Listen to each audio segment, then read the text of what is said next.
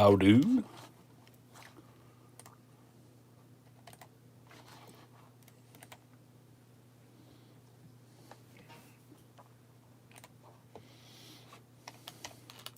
Hey Josh, Jack, Jimmy, Bob, Tom, Hillbilly. Vanilla roll cake in a Sav 673. Nice. That sounds really good. Hope you're all well. Back to the old format here in the office. Haven't done this in a while. So I haven't done London Calling in a while, but also I think the last one or two were out in the workshop. I just didn't quite get out to the workshop tonight. Saturday nightfall is really quite late now, so time to get anything done, it's already 10, 11 o'clock at night. So how you all been?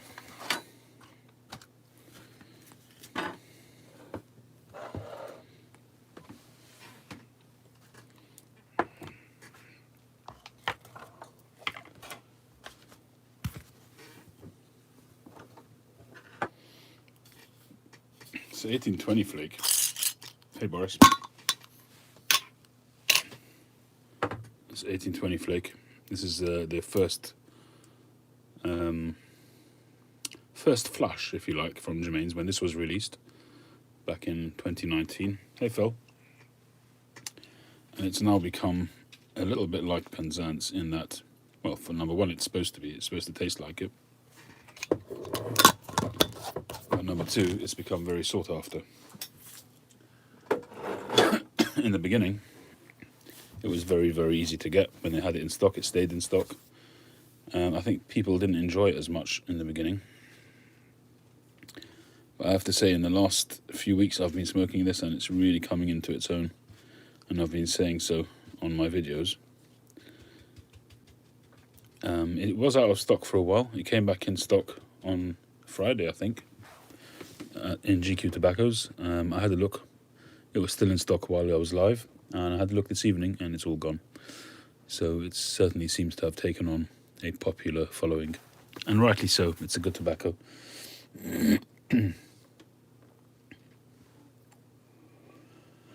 How's it going down your way, Phil? All good?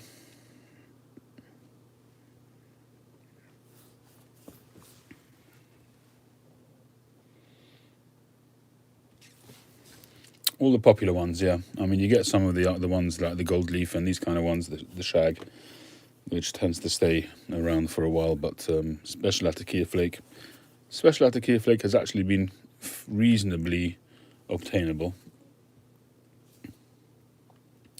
About the 1820 Flake, you can get 1820, the mixture, but it's not the same tobacco. People make that mistake. I think people made that mistake in the beginning, but not anymore. So the 1820 Flake, that goes straight away. Rich Dark Flake goes pretty much straight away.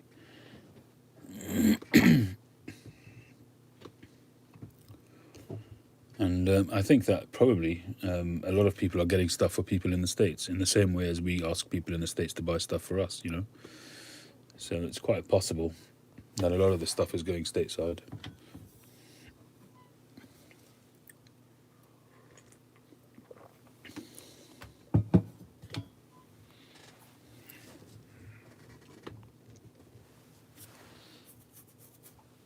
I've been using this Apple Watch for a couple of days now. This is the cellular version. And I'm thinking whether or not I actually need the cellular part of it. I might take it back and change it for the more basic one. This is the Apple Watch SE. It's very nice. I mean, I've never really felt a huge need to get an Apple Watch. Hence, I haven't up to now. As I mentioned previously, the reason why I'm buying it, or why I've bought it, is because it keeps me in contact with my family whilst I'm doing live streams. Because I need to put the phone into Do Not Disturb mode. Otherwise, if a call comes through, it knocks off the stream. So I'm trying to figure out a way that I can put my phone into Do Not Disturb mode, but the watch not, which I have figured out. So my phone is now in Do Not Disturb, but the phone but the watch is in regular mode. But when I put a call through, it still goes through to the answer phone straight away. So for some reason that is not working.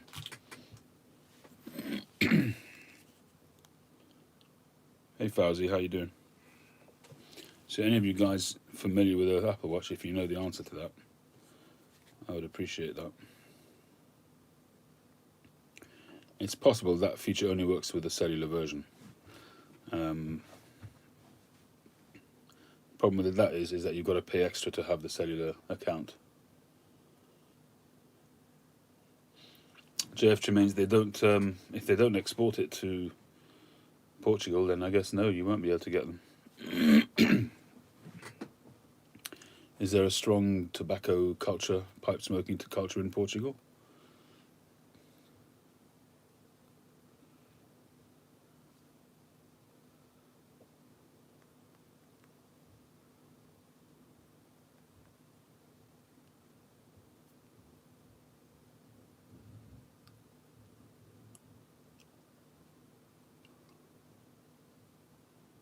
Hey 45, how you doing?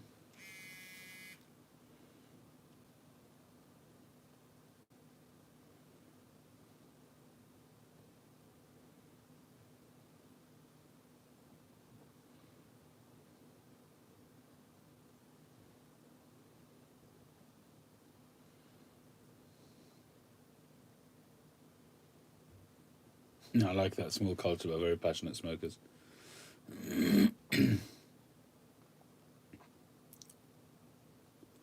No worries, Phil. Happy lawn chopping.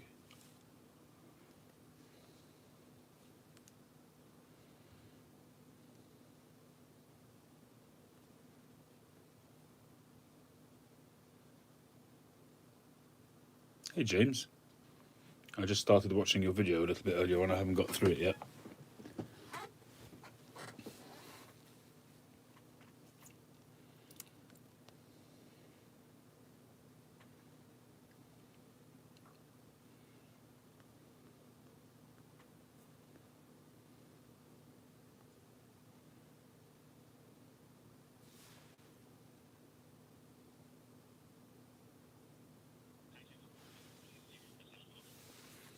Hi Jay, how you doing?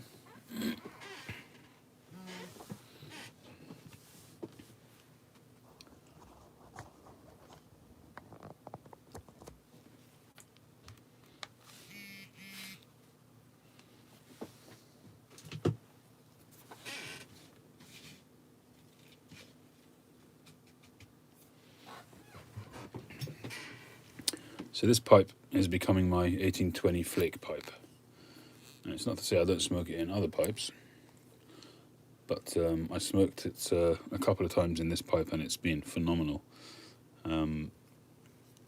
It's not the right stem, it's a bit of a butchered stem. I should really make another stem for this pipe. I might well do that. This is a Millville Unique it's called. Made in London, I think. Made by hand in London City. It's got really, really nice grain. It's got a mixture of grain on it.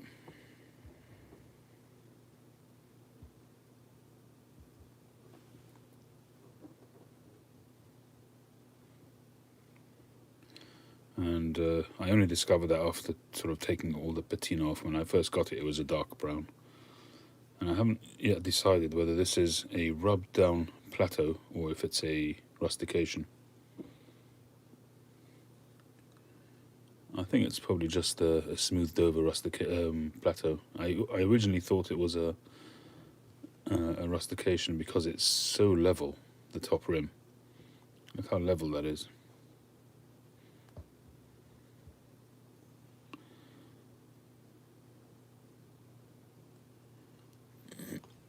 I actually don't know, to be honest.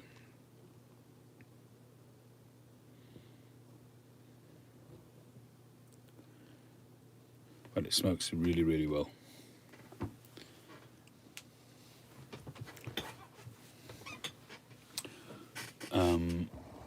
So I was kind of debating whether to go out to the workshop or not. I'm in the middle of this pipe here. This is a bent Rhodesian, and it looks like it's got a really nice grain. It's got a faux horn band on it, and it looks really sharp. I was even thinking of maybe doing a cup and saucer pipe of this one. I don't know if you guys remember, I did a Magnum Castello lookalike a while back, where a very similar shaped pipe, and I did a sort of a rusticated sea rock carving together with a faceted shank. I don't know if you guys remember that, but it turned out awesome. And I'm considering whether to do something like that with this pipe, or whether to just go and make it into a regular Rhodesian. Not sure. And I suppose I could always sand that off afterwards if I'm not happy with it, but I'm kind of thinking about it.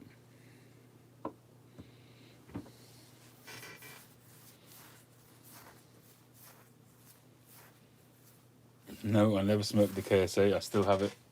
One day. Start whittling. No, James, that's not me.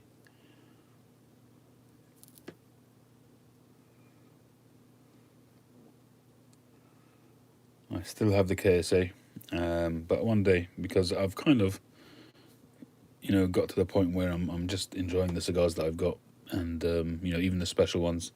I've got some really, really rare cigars. I mean, I'm not a huge cigar collector, but I pick up over the few years. You just pick up stuff on various different situations, and I've got some lovely Monte Cristo cigars. Hey, Oscar. I've got the Monte Cristo Sublimi, or Sublime, and I've got the 520. These are all cigars which go for a couple of hundred, £200 to £300 each, retail. So you kind of hold back from smoking it because of the value, but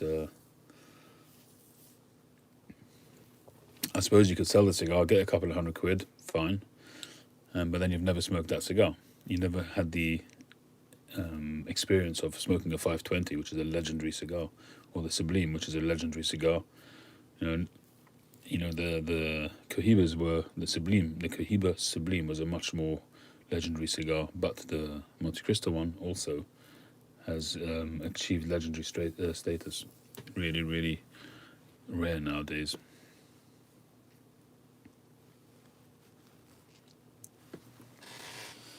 So I'm just really considering what to do with this pipe, whether to just finish it as a normal Rhodesian, and as a normal Rhodesian it would still be a beautiful cigar. It's got fantastic grain, and just the lines on it are very sharp.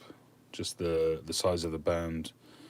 I trimmed the stem a little bit as well. Just all seems to work. It's for me, this is, as long as the briar holds up, it's going to be one of those really top-notch looking cigars, I think, anyway. It looks very sharp as it is.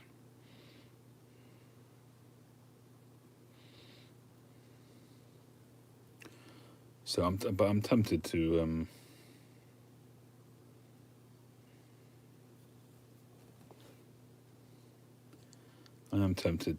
do some kind of carving.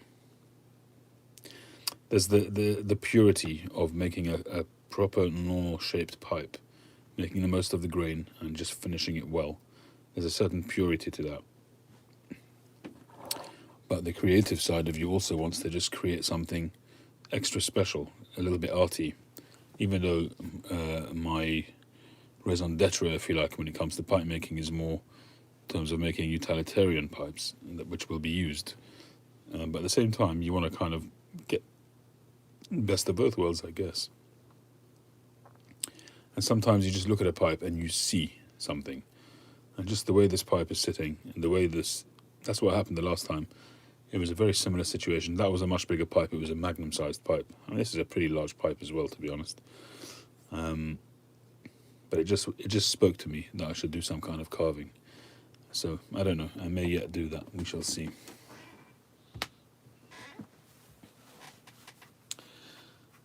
I got a couple of pipes in the post today. These are probably for resale. This is a new unsmoked Chacom Exquise. I suppose that's short for exquisite. This is a matte finished pipe. Got very nice grain.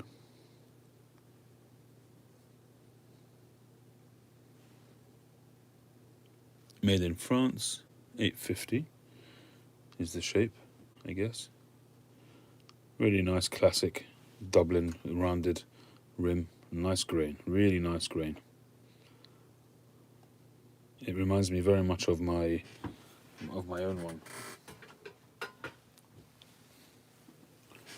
This is my Chacom flame grain. It's pretty much identical. A little bit more of a bend, and it's got a Cumberland stem. But it's very, very close. Mine's a little bit larger and nicer grain. It's just more of a flame grain, whereas this one is a Eberschorn. It's a bird's eye cross grain. Lightweight. That would be a great smoking pipe. It's very well drilled as well. Very well drilled. I've got to say, actually, the Chacom pipes that I've had so far have all been well drilled.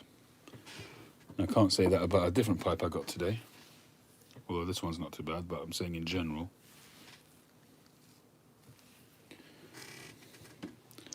So this is a Fishtail Peterson Pipe of the Year from 2018. Sandblast.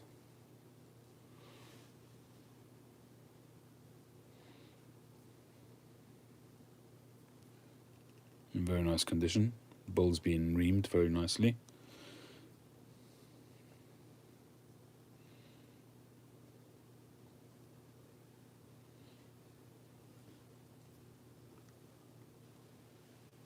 Nice shape. Rhodesian. Oval shank. Sterling silver band. 9mm as well.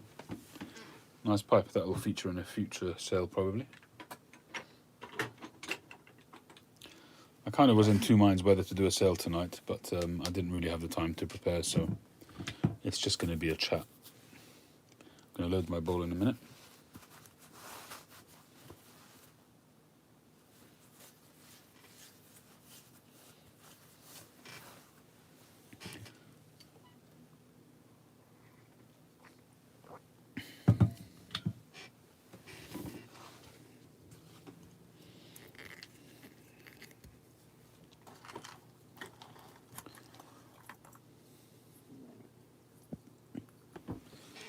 I wonder, I've actually got a very small stem which I made.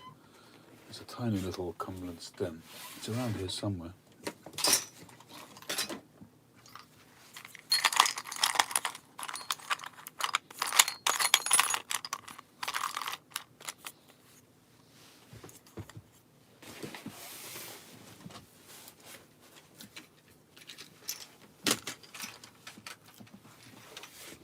Here it is.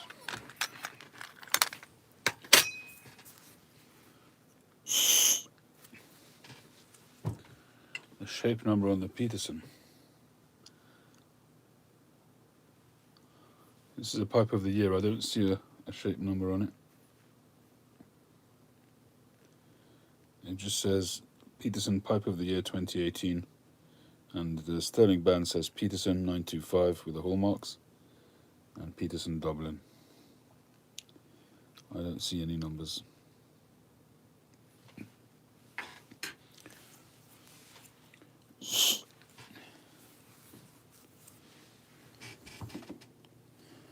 This is a little Cumberland stem I made a while back.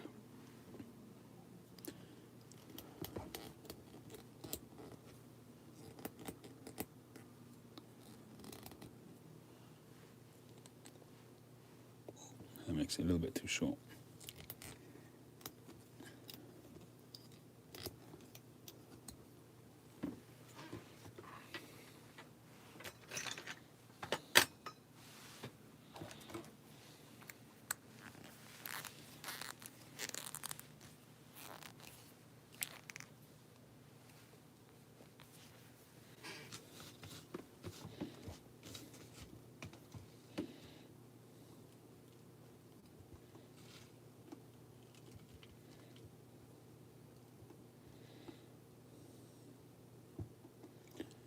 It's got a relatively small bowl, but it just smokes this tobacco very well.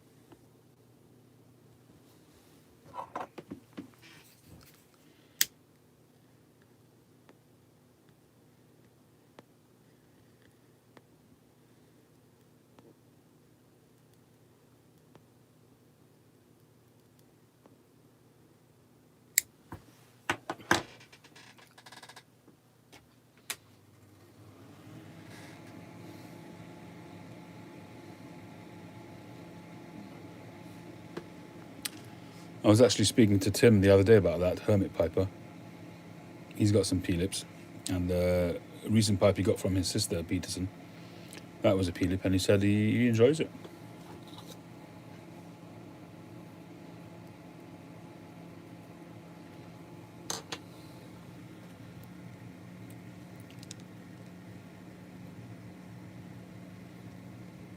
I'm trying to remember if I actually tried smoking a P-lip in the past.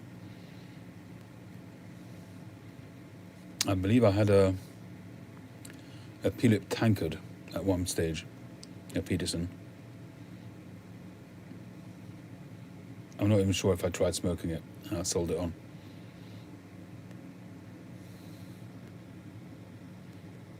$15 P-lips, James.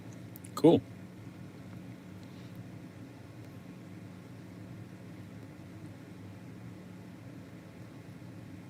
Do you prefer them to a regular Fishtail?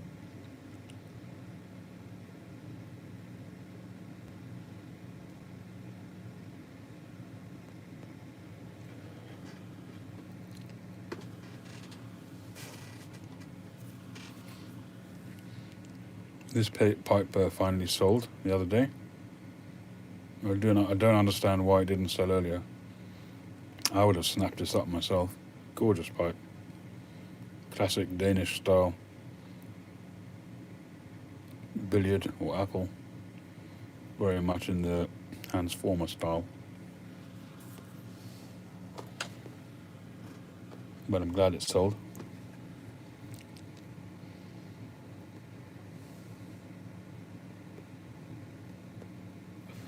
You asked me to make you a P-lip. No, I don't remember. You know what my memory's like.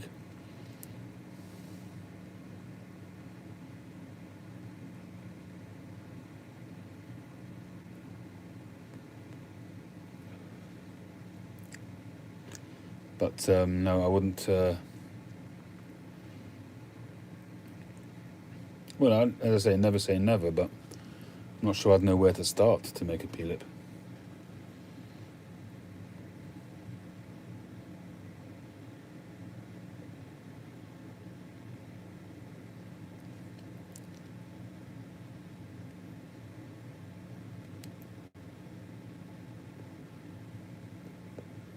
I think P-lips is more like a Marmite situation. Either you love it or you hate it.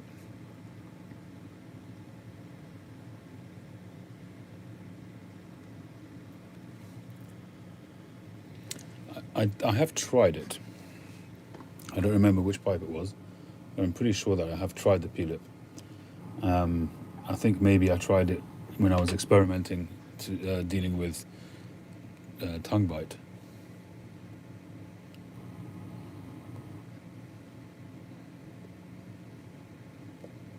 All right, be safe, Dave.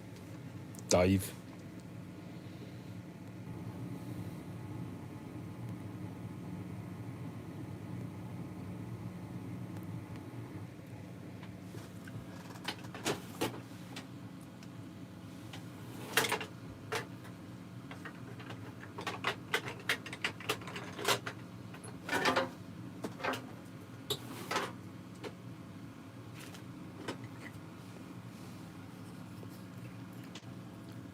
This pipe will probably be going into the next sale. Clean it up. I don't smoke it enough. It's a shame for it not to be smoked.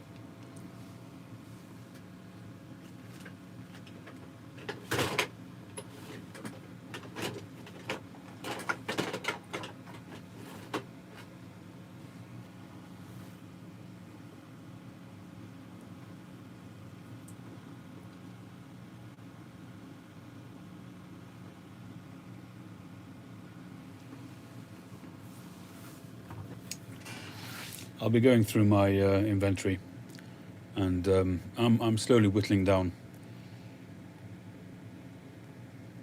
As I mentioned, I think in a video recently, that I've got quite a concise group of pipes now that I smoke, and I'm using a higher percentage of my own pipes now as well. I believe it's only had Virginias or Vapors in it. I don't think it's had anything else. It certainly hasn't had anything Latakia. Trying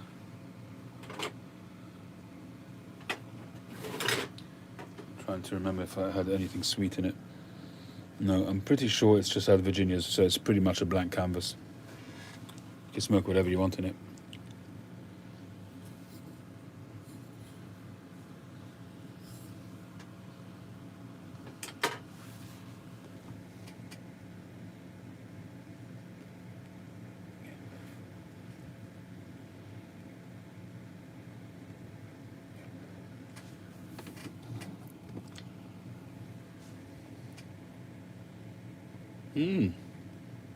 George, haven't seen you in ages. How are you doing?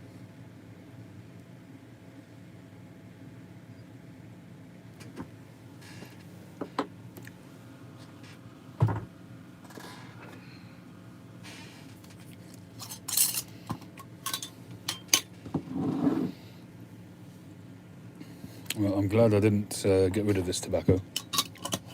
It is smoking very well. And I can see that the contents of that jar is reducing quite a lot quicker than it was before.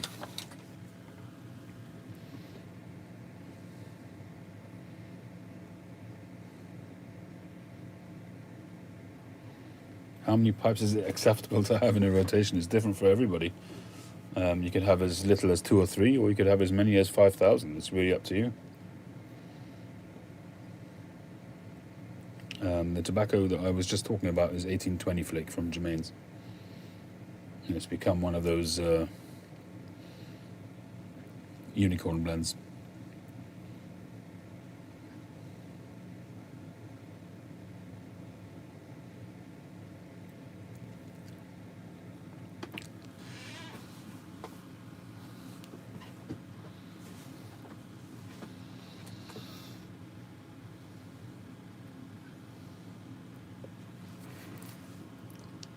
So the other day I finished that pair of Princes, which you probably saw.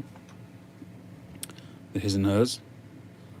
That's the Hers, obviously. Turned out beautiful.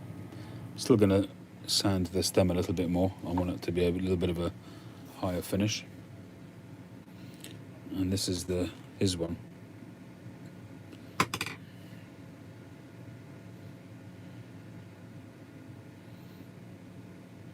Really nice smooth finish. Love the shape. It's got almost a really nice shape, like a squat tomato kind of shape almost.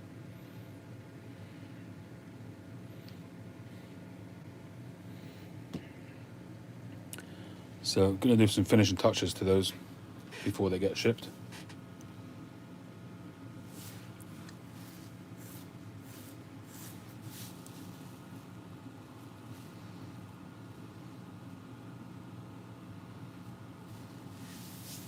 I've got a lot of packing and shipping to do this week. I didn't do a shipping run last week, so I'm now behind.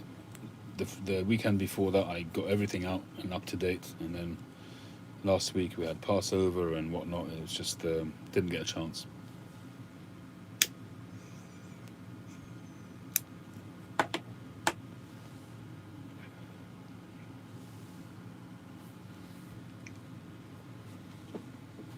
Yeah, I'll be honest with you, this is not usually my thing, but because it was for specific people, it just made sense.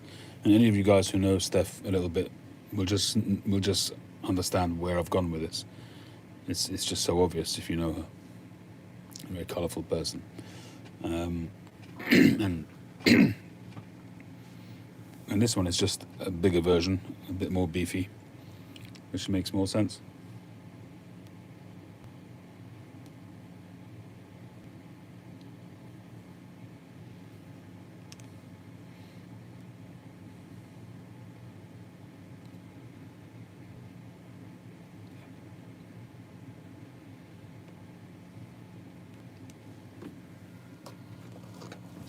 I still need to decide what I'm doing with this gorgeous Stanwell. This is a Stanwell Relief, which is what they call their sandblasts, but I suppose they only gave it a certain amount like this, with this kind of ring grain.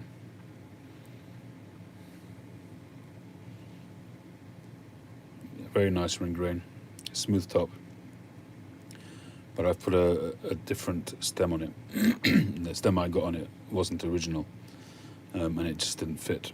It was the wrong shape. It was a bent stem, believe it or not. And although I don't have a spare straight Stanwell, I think this one just suits it perfectly. I think the stem on this probably originally was a billiard-sized stem, but I actually like this. It comes almost like a Lovat. And I think this works really well. It's well balanced. I just need to decide if I'm going to fire it up, try it out, or just put it straight on the market. It's got a great draw. I'm trying to remember if I re-drilled it or not. Don't think I did, but it does seem to have an open draw.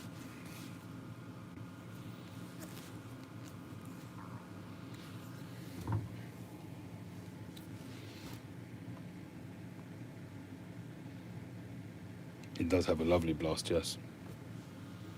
It really does. Right, where's my little ashtray? Where is my pipe ashtray? It drives me mad when that happens. Stuff is right in front of my nose and I can't see it.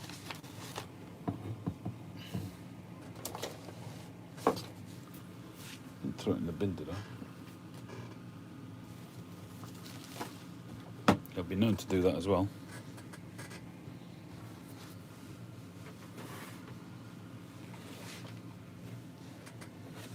Seriously? Right, that's the cigar one.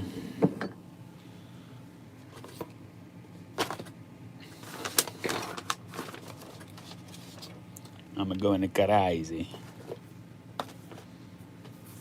Did I drop it maybe? Oh yes, I did.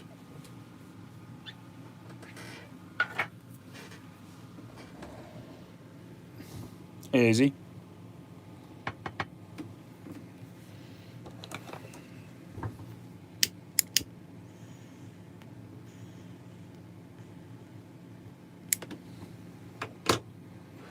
Last time I smoked this pipe with 1820, well actually it was the time before that. I didn't get to finish the last bowl. But I smoked it, it went right down to the bottom, no dottle, dry white ash at the bottom, straight to the bottom.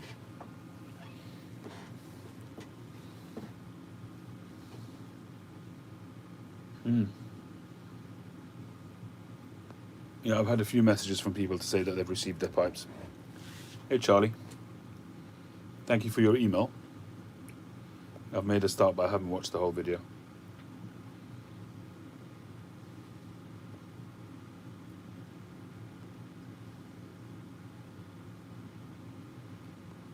The arm's too short for your eyes. Yeah, I haven't heard that one before, but yeah. XJ, how you doing?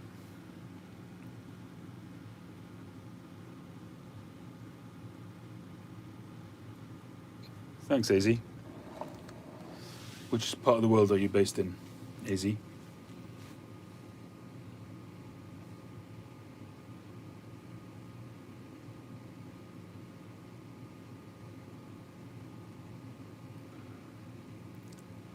KSA, cool. I've got a KSA cigar actually. Have you heard of the KSA cigars?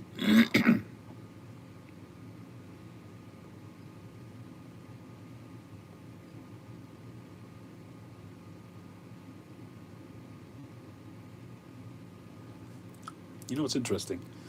I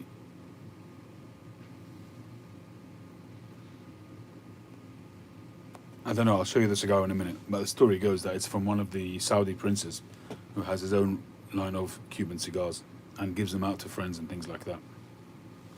Apparently there's no other way of getting them. And I got them from a guy who got them, I don't know if he's still on, Jay, but he got them from a friend of his. who got them from somebody who's got some connection to a prince. So I don't know. That's the story anyway. Hey Chad. I've got to say that this tasted better out in the garage.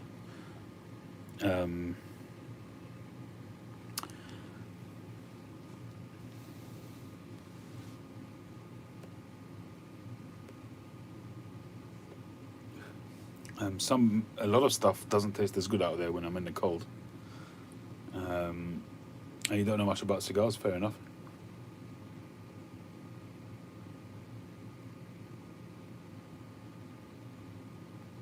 Prince Khaled. Here in the UK, Jay? Or were you over there at in the KSA?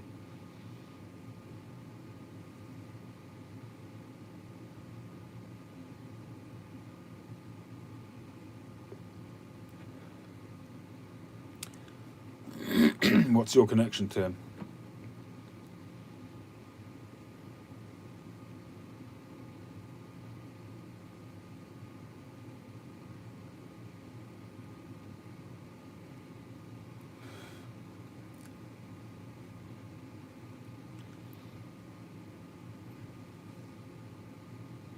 He was in the UK.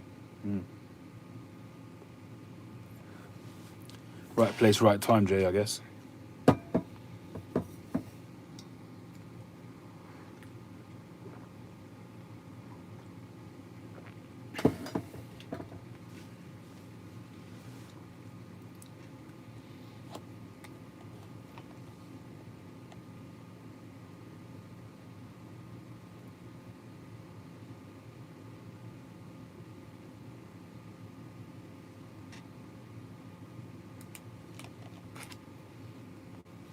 I've started watching it. I haven't watched the whole thing, no.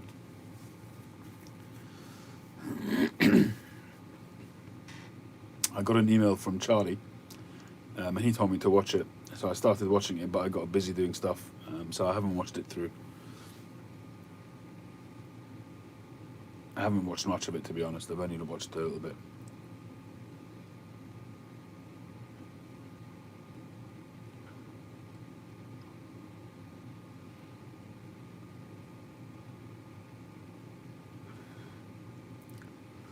That's very cool, Jay. I've got to say that whenever I sort of take in the aroma of the cigar, I don't get a huge amount from it. The question is what it's going to be like in the tasting. And they're rolled in Cuba, and it's fully Cuban cigar, tobacco, Cuban leaf.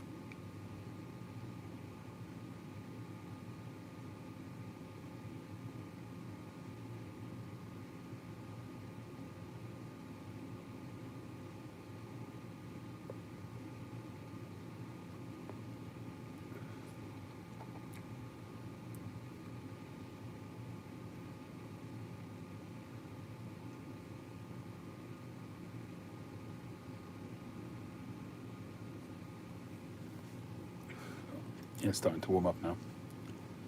Starting to get some good flavours through.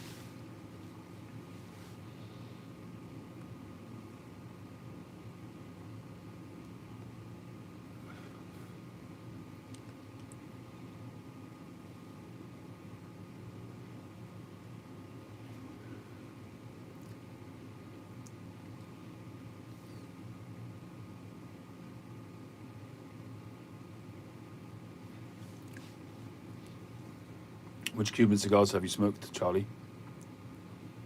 And how do you rate them compared to New World cigars?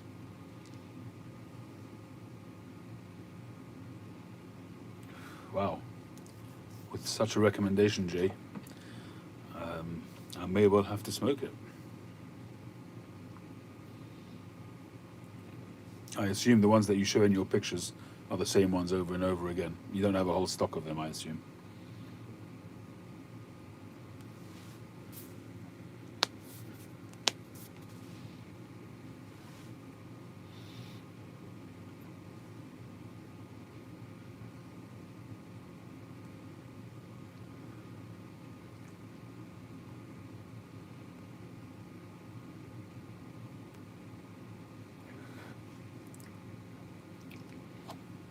'2020 ready chain, no.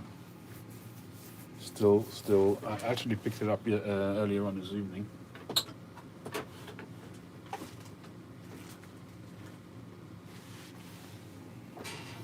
I'm still debating whether to sand it back.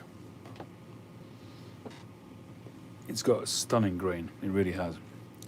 As I said last time, the only thing I can think of why they did this was because of this. Can you see that dot? That black dot there?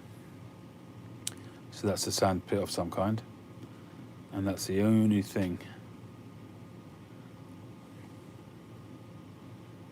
that I could find on the whole pipe that's in any way negative. The rest of it is just beautiful grain. It's an Eberschorn block, so it's cross grain, running all the way, perfectly positioned. There you can see the cross grain there in the center, and bird's eye on both sides. It's a really, it's actually quite light as well, considering the size. It's quite a sizable pipe.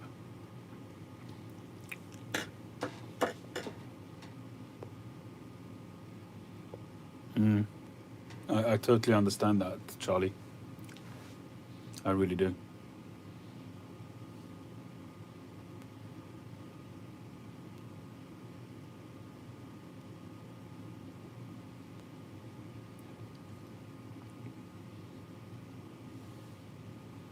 But I know that if I buy Cuban cigars, I know that a percentage of them are going to be tight, and you take that into account. It's why I very rarely buy retail Cuban cigars.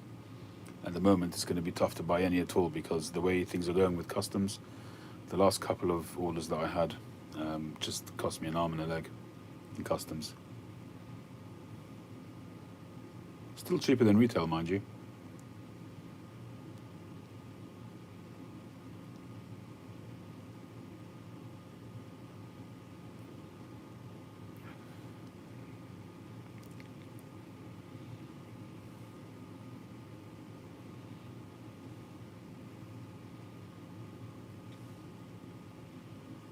But if you were going to smoke any, Cohiba's a good one to go with. I haven't smoked a Cohiba Robusto in a couple of years, and I really enjoy them. 2 or 3 years of age, at least, and they're great. But they're really expensive to buy here.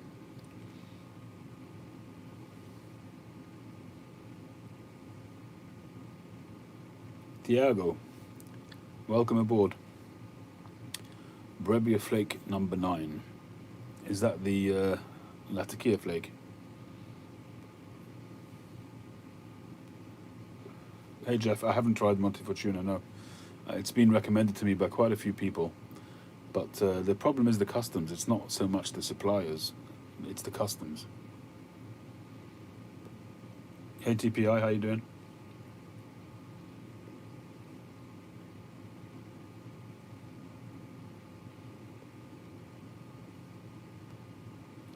Yeah, as I've said this many times, the Cuban cigar industry I think it's lazy. Hi Mike, I just think that the Cuban government is just not investing, it's not reinvesting. Maybe they can't afford to reinvest and they need the money to just keep the country going in as much as they are doing that.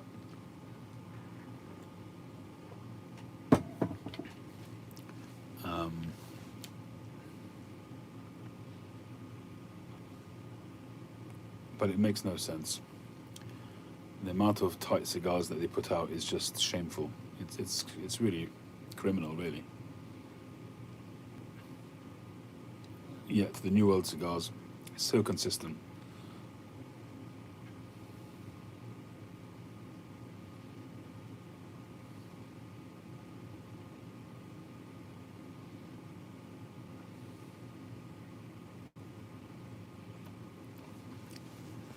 I think each to their own, Oscar.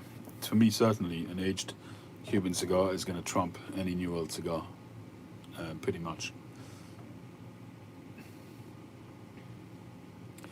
Yeah.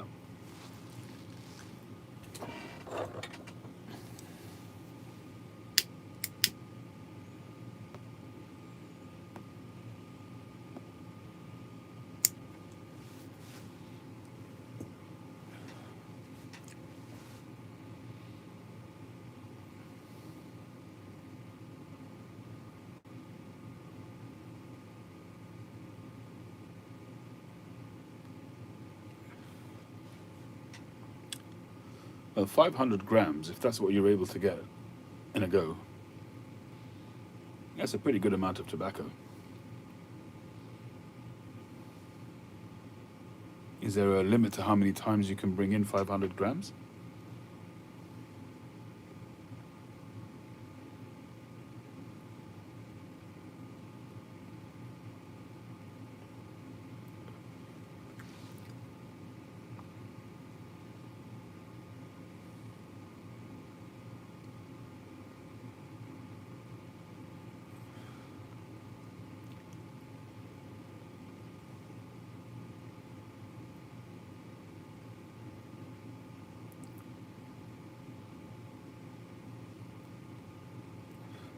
I think in the KSA, I'm not sure about Qatar, but certainly the KSA, I think there's a pretty good cigar culture there, and I think they have some quite robust regional editions around that region as well.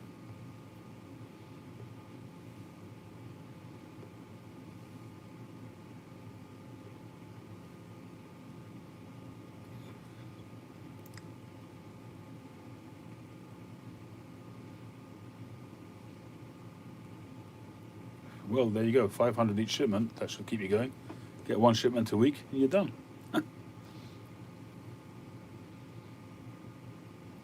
Well, Diogo, if they're Cubans, you can try and pierce them. If you haven't got a cigar tool, if you get a very, very, very thin drill bit, say 1 millimeter drill bit, and just pierce the length of the cigar carefully, and just do it a few times, you can make it smokable. You could also try letting it sit out for a day. If you keep them moist, if you keep them properly humidified, take them out of your humidor a day or two before you want to smoke it, and the drying out process will contract the leaves and allow more space between the leaves and allow more air through. Unless it's blocked, if you've got a leaf which is turned over halfway in the cigar, then nothing you do is going to save it until you pierce that leaf. But if it's just tightly packed, tightly rolled, then leave it out for a day. And that drying out process will, or even a day or two, just keep checking it to make sure it's not getting too dry. And if you're in a very, very humid or hot, well, humid is not the problem, it's if it's dry is the problem. But don't let them dry out too much, you'll have to keep an eye on them. But just let them dry out, and that will just allow more airspace between the leaves.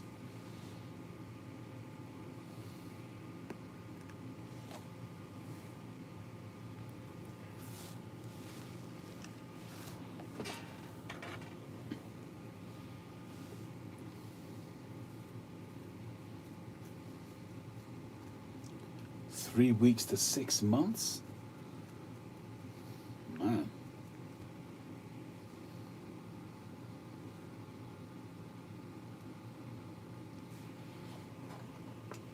Yeah, I don't know if you can get that kind of thing where he is.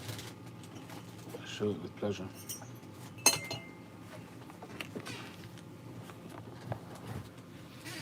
So this is the perfect draw cigar tool.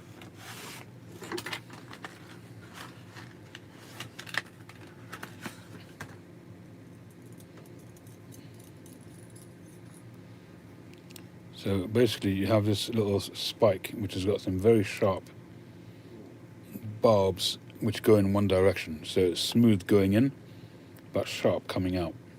So the sharp edges is on the rear side of each spike. So you put it in, it goes in smooth, and when you put it out, it pulls the leaf out with it. And it just allows more room in the cigar. And I've used it many, many times, and like I always say, if you have a blocked cigar, it can save the cigar to make it smokable, but it's never going to make it right. So if you like to have a cigar which is perfect every time, then I don't think that tool's going to do it for you.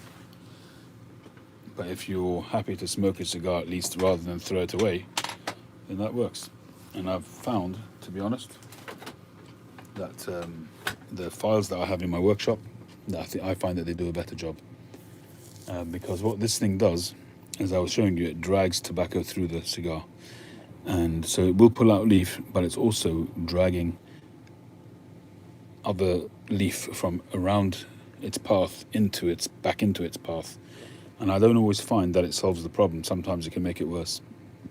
So I prefer to take a very, very thin drill bit, which has not got barbs on the end, and just pierce the cigar. So it's just literally making holes. It's not schlepping any leaf out through the cigar. It's just literally piercing and just making holes. And that just allows you to get air through it.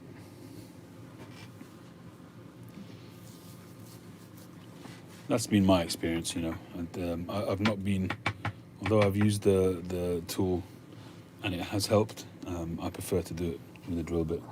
I'm not here to knock any product, but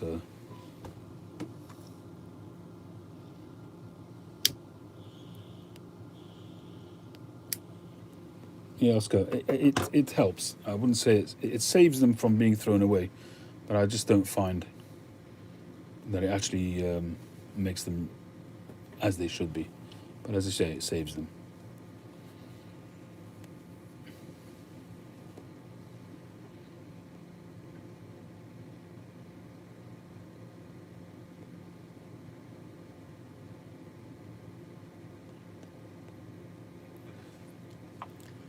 Well, Jack, if you go to Italy and bring back cigars nowadays, are you talking about going through to declare or not to declare?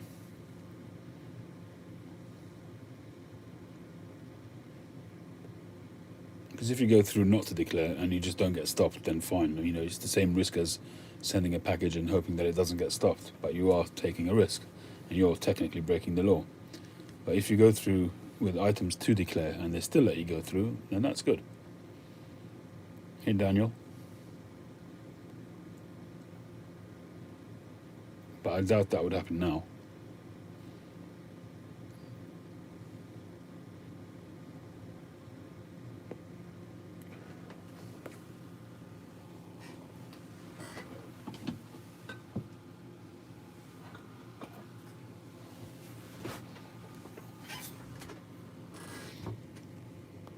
Got some Irish Flake from 2016.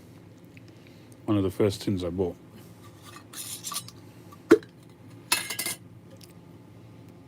I've got, I think, most of the, well, maybe half a tin there. This is 5 years old. It's very, very earthy and fruity at the same time. Very deep aroma. And I believe this one's got a pretty heavy nicotine hit. When I was sort of exploring tobaccos and I wanted to get a flavorful tobacco but without aromatics, I went to a tobacconist and they suggested that I try this, but after buying it I didn't like it. It was clear to me that the guy didn't know what he was on about. But I try it every so often. It's basically a strong Virginia tobacco. Not sure what else is in there.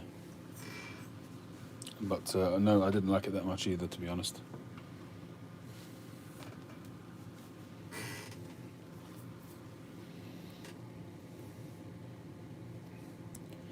The Stanwells, yeah, I can't really say much about the draw. Some of them that I've had, I haven't had to adjust them and they've smoked perfectly well. My guess is that it's going to be around 4 mil. But if you feel it's tight, then it may be 3.5 mil. Or 3 mil even, possibly.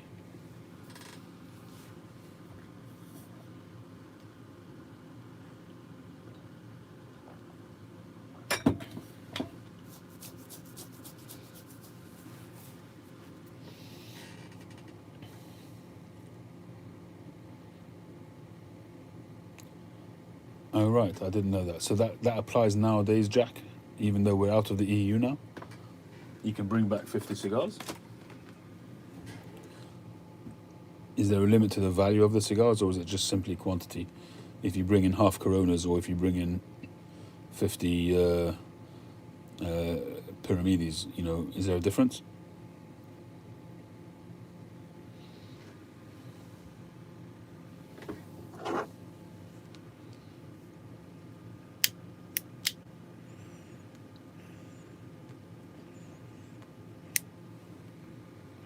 Well, 23 quid's not too bad.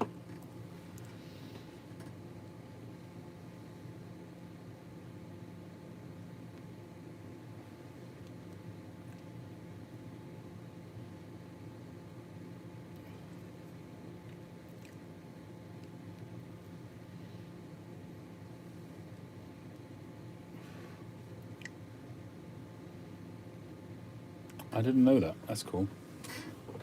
A couple of boxes of cigars or a cab 50. That's nice.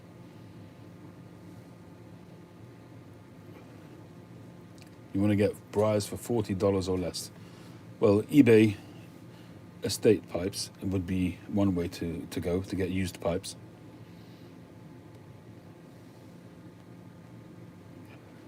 Or you could go for the Rossi pipes, which is like a sub-brand of Savinelli. But they may be around $50. You could go for Bones pipes, Chris Morgan Bones pipes, where you can get those usually for around $40. They're excellent value, excellent value. In fact, that's the way I would go. I would go for the Morgan Bones pipes.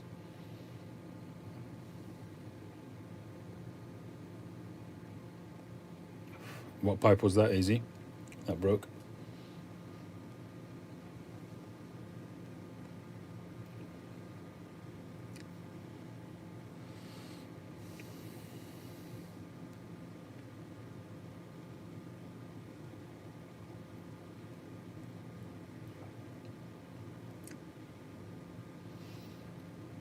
Yeah, well, if each person's got an allowance of 50, why not? Makes sense, perfect sense.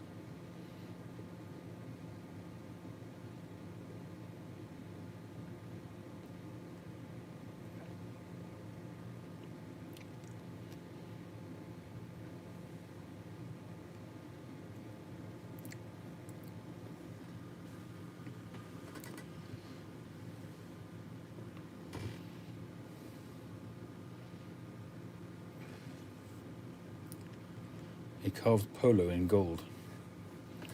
I don't know, could be anything.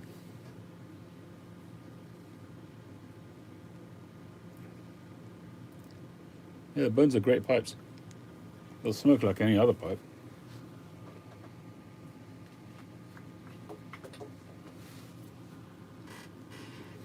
This is the Virtual Pipe Club 2020 pipe of the year. This is a Bones pipe. I think it was $38. Panelled billiard or Lavat. I'm not a fan of it, I must be honest. The shape looks a bit awkward to me. But still, it's a great value pipe.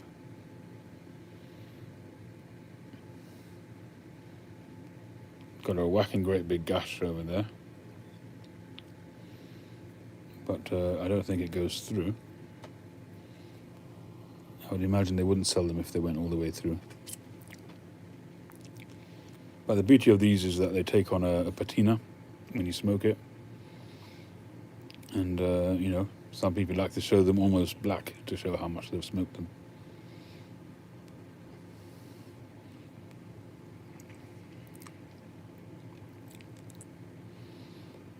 But I haven't smoked this one that much. A couple of times. I don't doubt it's a good smoking pipe. I just don't like the look of it. It's not for me. It's not, well, it's kind of, I suppose it is what it is. It's a Bones pipe, and I'm being a bit over fussy maybe. Can't complain really. It's a panelled pipe, which is nice. A square shank would have worked better for me on this.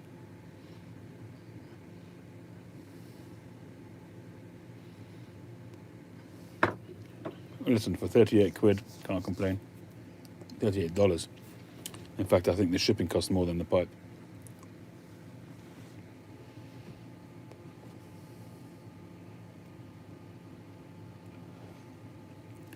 But it's just a visual thing. There's nothing wrong with the pipe. I mean, as a pipe, I'm sure it's a great smoker, but just an aesthetics, it's a personal taste thing.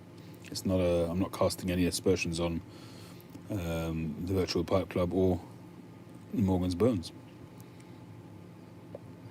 The concept is a great concept, great value for money.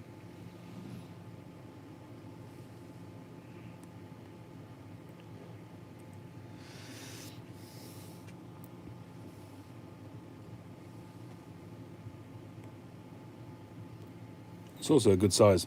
It's got quite a good sized bowl. Enough there probably for a good hour's smoke, I would imagine.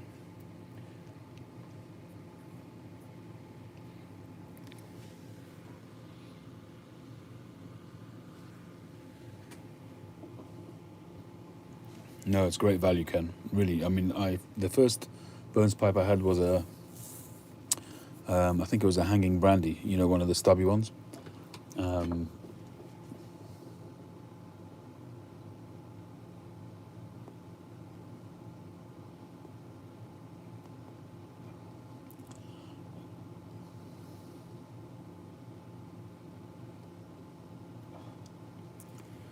Well, I'm no great meerschaum expert, but I can tell you that after you smoke it, you should wipe it out each time. And generally, the general accepted principle is not to allow a cake to build up in it inside.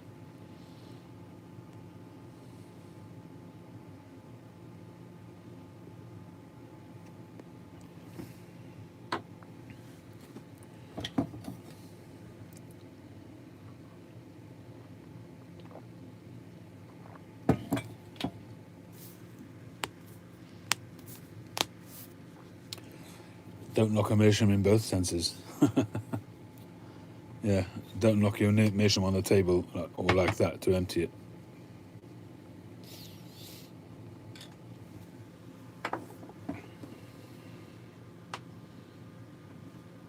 Hey, Andrew.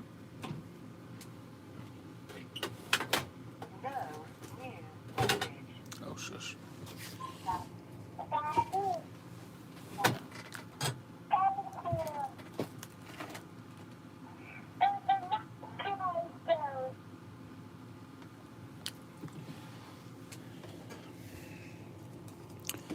This is the last meerschaum I bought. This is the one with my logo on it. LCS Briars. Had that carved for me.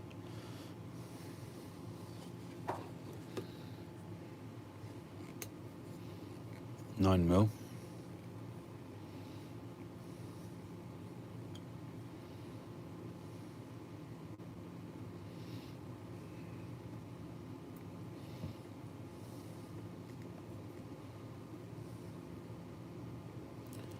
It's just a shame that they just don't put too much effort into the mouthpiece.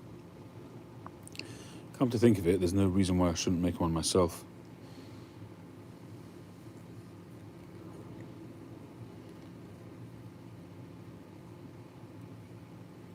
Yeah, I would agree with Ken on that. Bremen Pipe Smoker is the authority on meerschaums. Absolutely.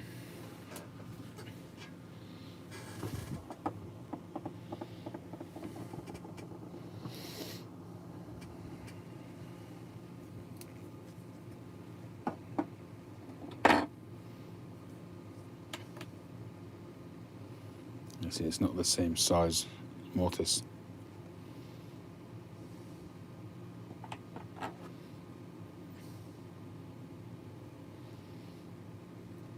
This whole area here is very, very rudimentary. Not very technical in any way, shape or form. All their know-how is in the carving. Obviously some companies do the whole thing properly, but this particular one, it's nice. I'm not saying it's not nice, but I'd like to have had more work done on that area there, mortise and tenon.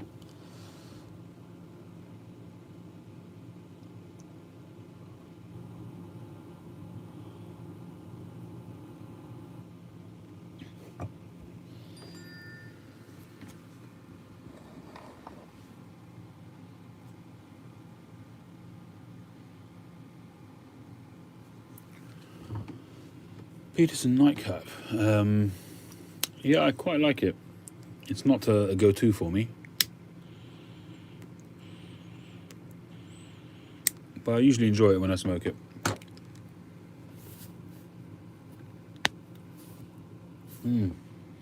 I've never actually smoked a clay pipe. I do have one, but it's still brand new.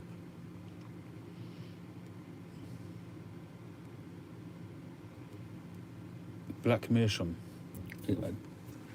That sounds interesting.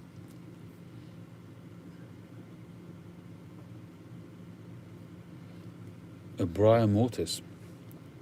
That is interesting.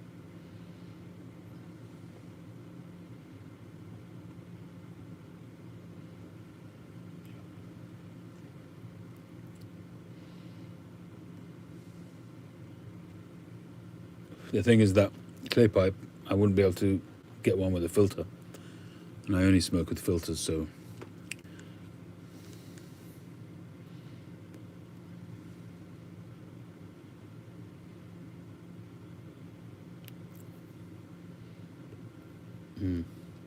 It's been a while since I've smoked it though, Nightcap.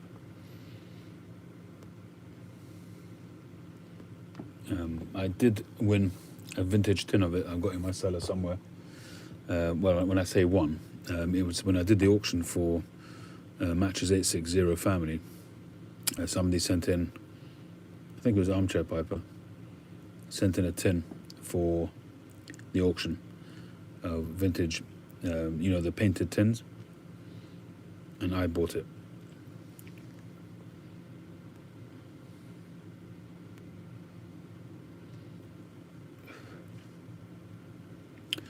I couldn't say, Daniel, I couldn't really compare it to Penzance or 1820 because I don't smoke it often enough.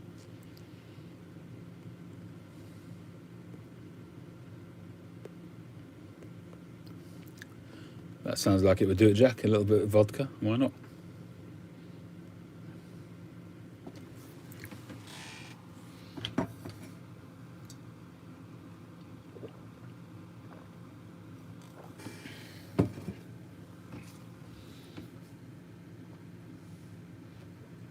Oh, I almost forgot. Before Passover, I received this Dragonbride pipe. If you guys remember, this was supposed to arrive in time for the auction, for the Matches 860 auction. And this was the pipe that took a year, literally a year to arrive. It's a beautiful pipe, lovely Cumberland stem. Dragonbride with his signature carving on the pipe. So it's like a combination of sandblasting and carving. This is his version of the Matches 860, and he's got on here Dragonbride, RIP Matches 860. So I've got to set a date to auction this off.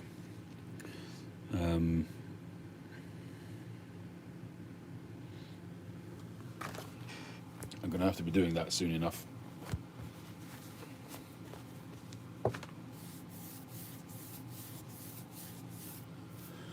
Hey Ben, morning. McBaron cream. Do you mean vanilla cream, George? If you're talking about vanilla cream, it's currently one of my go-to smokes. It's one of those tobaccos which has really turned me on to aromatic tobaccos, which I hardly ever smoked before.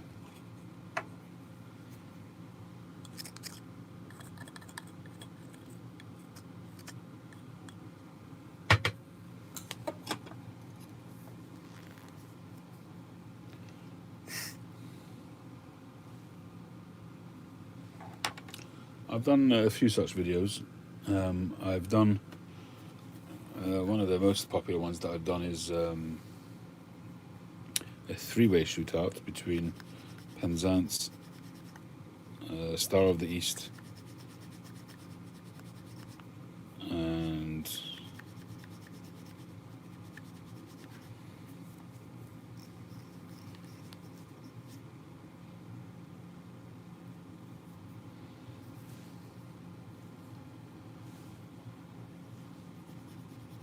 Quiet Nights. I did a video on that, and I think on the day Quiet Nights won out on that time.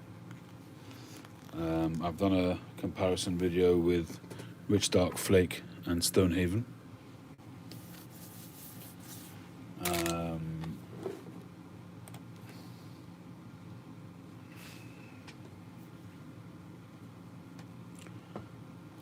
Cheers, Josh.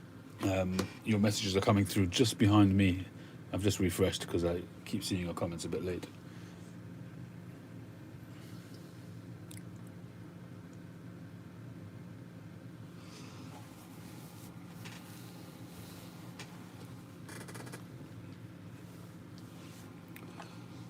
But it might be interesting to do 1820 again. I might have even done 1820 and Penzance, I don't recall. But it might be interesting to do that.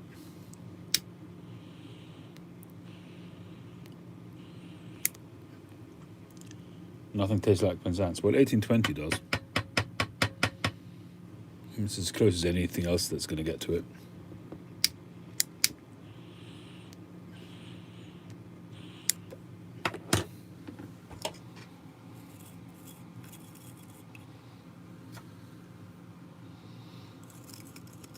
Yeah, this bowl is done.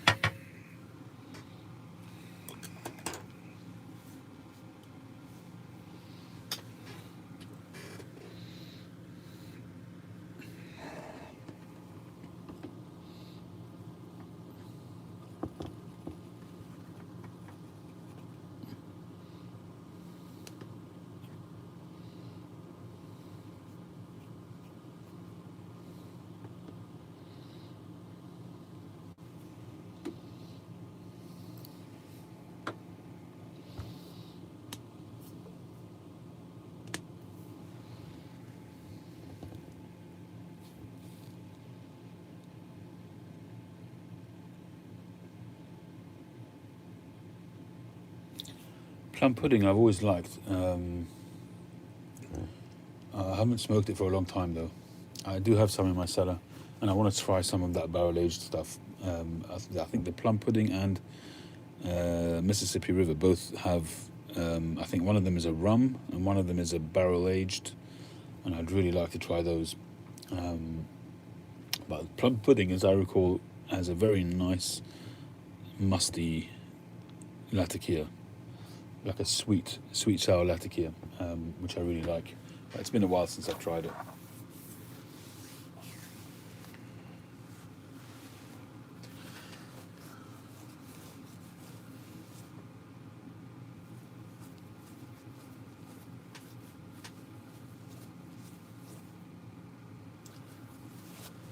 All right, TPI, have a good one.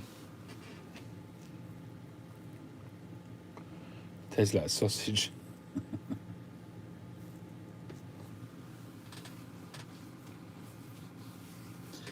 Yeah, I can understand why you'd say that, Jack. I think Special Atakia Flake is a smoother blend. I think it's a more refined blend. Definitely the 1820 has a more of a green tea, herby kind of flavour to it then. It's much more of a... well, Special Latakia Flake is more Virginia and Latakia, like a sweet sour Latakia, but that's mostly what it is. Whereas there's, I think, more Orientals, possibly. The Orientals are more forward in the 1820, so you get that herby kind of flavour.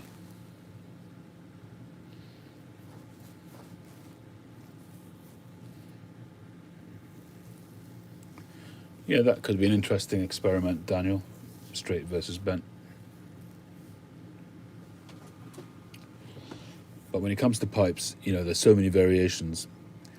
It wouldn't necessarily give you the answer of the difference between smoking a straight pipe or a bent pipe, because even two straight pipes will smoke differently, and two bent pipes will smoke differently. So it's not a perfect science.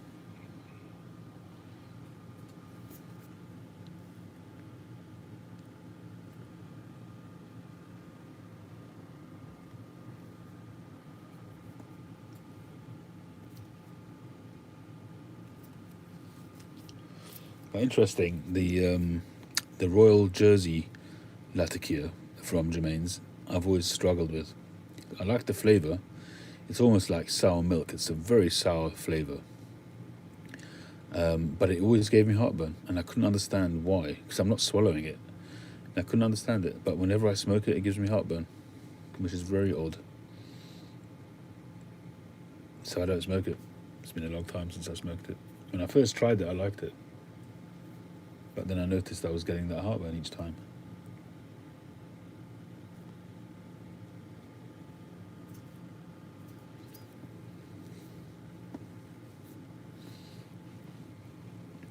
They are indeed, Ian.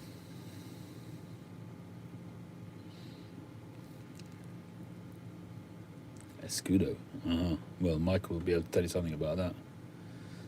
Have Tums, Donny. Yeah, it could do, but still, it's a bit weird that one particular tobacco should give me heartburn.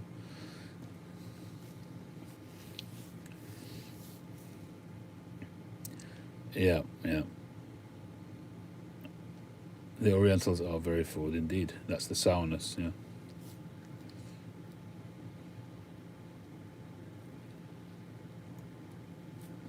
Oldest sealed tobacco tin. Probably a 1950s half and half, something like that, maybe.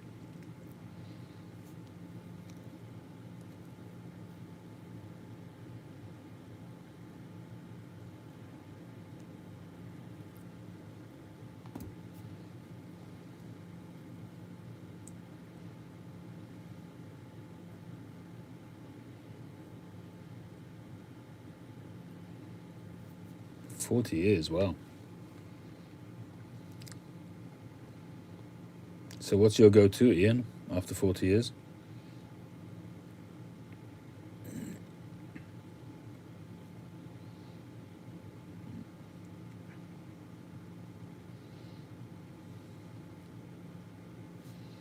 You've got some of the original Vulcan Sobrani. When you say you've got one left, sounds like you've had a few. I've never tried the full Latakia. I doubt it's pure Latakia, though.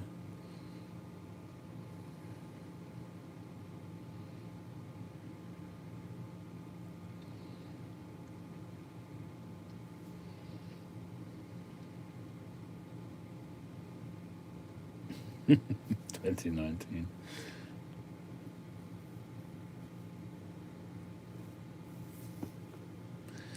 Lakelands. No, Daniel, not for me. I have tried them. I'm kind of curious to try Condor. I think I've tried it once before. But I'm kind of curious. It's such a popular tobacco. Almost legendary status. I feel like I should try it again.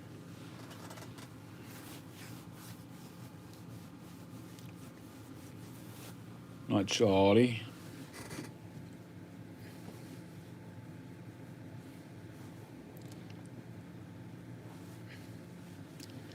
The vanilla cream, yeah. Well, guilty as charged, I guess.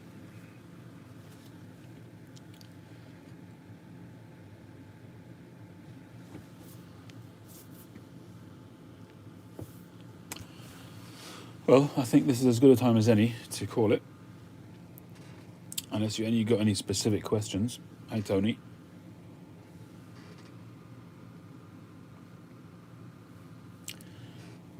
I will say thank you, everybody, for joining. Thank you, James. Thank you, Tony. Cabby's Mixture. Cabby's Mixture is quite a rich vapor, Cabby's Mixture. Quite strong, I find, quite rich. Where was I? So thank you, Boris. Thank you, AZ. Welcome aboard. Thank you for joining us. Thank you, Ken. Thank you, Ian. Thank you, Bob, James, Charlie, Daniel, Tony, Fauzi, Josh, Jack, Tiago, Donnybrook, Ken,